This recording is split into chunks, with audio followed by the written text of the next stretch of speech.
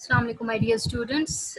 Welcome to biology lesson number 6. I hope every one of you is doing really good.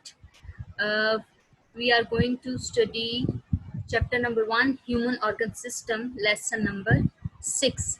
But before moving on to our today's topic, let's have a recapitulation of previous knowledge. As you all know, in previous lesson we have studied about the peripheral nervous system and working model of nervous system. What was peripheral nervous system? Abbreviated as capital PNS, simply a system which consists of network of nerves which spread throughout the body so as to connect all body parts to the central nervous system, that is to brain and spinal cord. Then there were certain nerves arising from the central nervous system. One type was cranial nerves, simply those nerves which were arising from brain, and the other type you have studied was spinal nerves, the nerves which arise from spinal cord. Then you have studied that there is certain number of these nerves. Cranial nerves were actually 12 pairs and 31 pairs of spinal nerves are present in human body. Okay, this is a diagram which is giving you a complete depiction about how our nervous system works, which was the second topic of previous lesson, that is working model of nervous system. This diagram is depicting that how our nervous system executes and coordinates our body activities. For example, if there is any kind of stimulus which is received by the sense organs, the receptors present in the sense organs send that message to the sensory neurons in the form of nerve impulse to the brain and spinal cord. Brain and spinal cord study it, interpret it, process it, and then send that message through motor neurons in the form of motor impulse to the effectors. And effectors, which may be a muscle or maybe a gland. In this particular case, the effector is actually a muscle present in the arm. The muscle contracts, as a result an action is executed. So that is all about how our nervous system works. Now coming towards the main focus of today's lesson. In today's lesson, my dear students, again we are going to focus on two main topics. One is actions controlled by nervous system, and the second one is reflex action. Okay, let's talk about the first point of concern, that is actions controlled by the nervous system. My dear students, there are actually two types of actions which are controlled by nervous system. One type is voluntary actions and the second type is involuntary actions. Let's discuss voluntary actions first. What are voluntary actions? Simply the body actions which are performed under the conscious control. What does that mean? That simply means those actions which are done after thinking over them. Simply, voluntary actions are those actions which are executed after thinking, which are executed after the proper involvement of brain over them. The actions which are executed or performed under our conscious control after thinking over them, these are termed as voluntary actions. There are certain examples of voluntary actions. For example, speaking. This is one of the example of voluntary action. Speaking, we speak with under our conscious control after proper thinking over it. Eating is another voluntary action. Then comes the reading, walking, running, clapping. All of these are shown over here. All these actions are voluntary actions because these actions are done under conscious control after having a proper thinking process over them. Now, the second category of the actions controlled by nervous system is involuntary actions. Involuntary actions are simply the actions opposite to the voluntary actions. What does that mean? Simply those body actions which are performed without the involvement of thinking process. If you recall in previous category, that was the voluntary actions. We have described those actions as the actions which are done after thinking over them, or here you are talking about the actions which are done without the involvement of process of thinking. So those actions are termed as involuntary actions, or simply those actions which are not performed under our conscious control.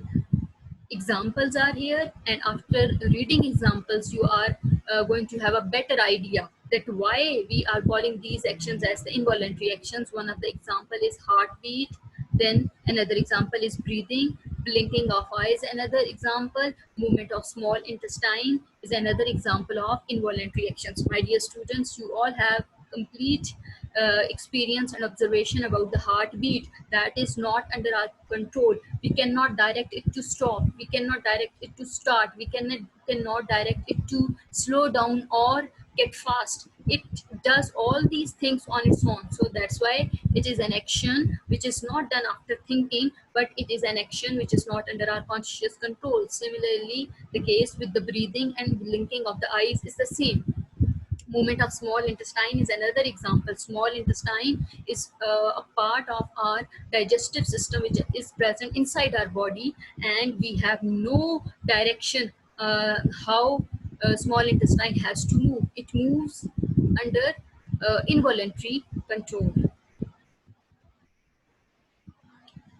Now, the second focus of today's topic, which I have already mentioned, that is reflex action. What is reflex action? Reflex action is an immediate and involuntary action or response to a stimulus. Simply an action, again, that is very immediate, quick, and that is involuntary in nature. Involuntary means which is not under our conscious control, and we are not doing it after a proper thinking process. Such kind of action is termed as reflex action. The very common and simple example is quickly pulling of hand just after touching the hot object. My dear students, all of you will be having that experience and observation a lot of times in your life, that when you suddenly touch a hot object, without even realizing, you pull your hand away, you pull your part of the body away from the hot object. So this is an action which is not done after proper thinking, reasoning, or judgment, or taking time. That is a very quick and immediate action, and brain is not involved in the reflex action. You must keep that thing in mind. Brain is not directly involved in the reflex action. Here the main coordinator which is actually executing the reflex action is spinal cord. Spinal cord executes the action. After the action is completed, then it sends that information to the brain as well. This is one complete example which with the help of a diagram which will show you how an immediate and reflex action is executed. This is a fire or any hot object. Just imagine suddenly that hand is touched with the hot object or with fire.